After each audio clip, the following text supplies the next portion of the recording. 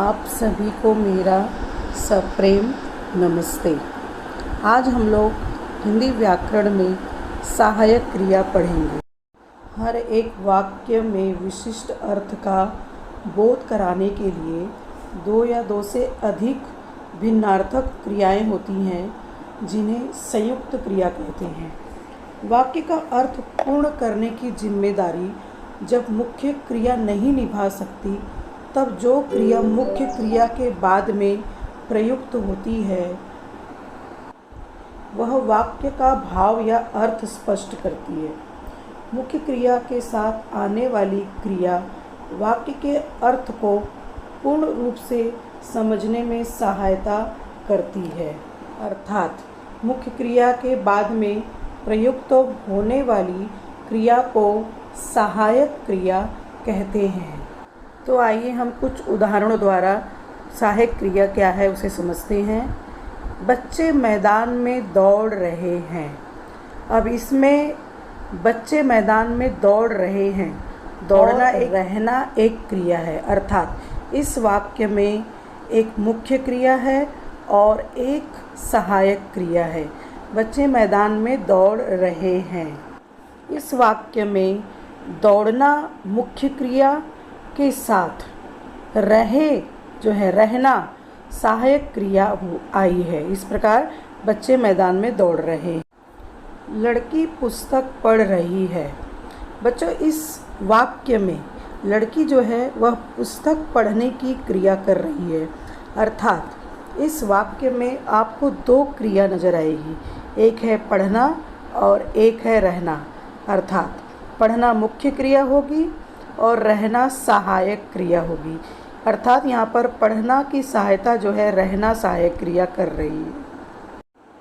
आकाश में पक्षी उड़ रहा है। अर्थात इस वाक्य में भी दो क्रिया आपको दिख रही है। आकाश में पक्षी उड़ यानी उड़ना एक क्रिया है और रहा है रहना एक क्रिया है। अर्थात इस वाक्य में भी आपको मुख्य क्रिया के बाद सहायक क्रिया नज़र आएगी। शिक्षिका कक्षा में पढ़ा रही है। इस वाक्य में भी बच्चों आपको एक मुख्य क्रिया नज़र आ रही है और एक सहायक क्रिया नज़र आ रही है। सपेरा बीन बजा रहा है। इस वाक्य में सपेरा बीन बजा रहा है। बजाना एक मुख्य क्रिया है और रहना एक सहायक क्रिया है। जादूगर जादू का खेल दिखा रहा है। पशु घास चर रहे हैं। लड़के फुटबॉल खेल रहे हैं। इस प्रकार इन उदाहरणों में हमने देखा कि किस प्रकार मुख्य क्रिया के अंत में ही सहायक क्रिया आकर वाक्य को सार्थक बनाती है। शिकारी ने हिरन को मार गिराया। मार प्लस गिराया, मारना मुख्य क्रिया और गिराना आपको बच्चों सहायक क्रिया के रूप में यहाँ पे शब्द नज़र आएगा। छात्र परीक्षा देने गए हैं। देना मुख्य क्रिया है और जाना जो है सहायक क्रिया है। सहायक क्रिया का स्थान मुख्य क्रिया के बाद में होता है। अर्थात सहायक क्रिया हमेशा मुख्य क्रिया के बाद में ही आता है। वाक्य में सहायक क्रिया का प्रयोग किसी भी काल में हो सकता है। सहायक क्रिया के पहले मुख्य क्रिया का होना अत्यंत अनिवार्य है, तभी हम सहायक क्रिया को समझ सकते हैं।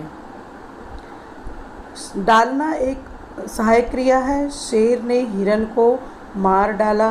चाहना, राम घर के अंदर आना चाहता है। भूलना, मैं दरवाज़ा बंद करना भूल गई।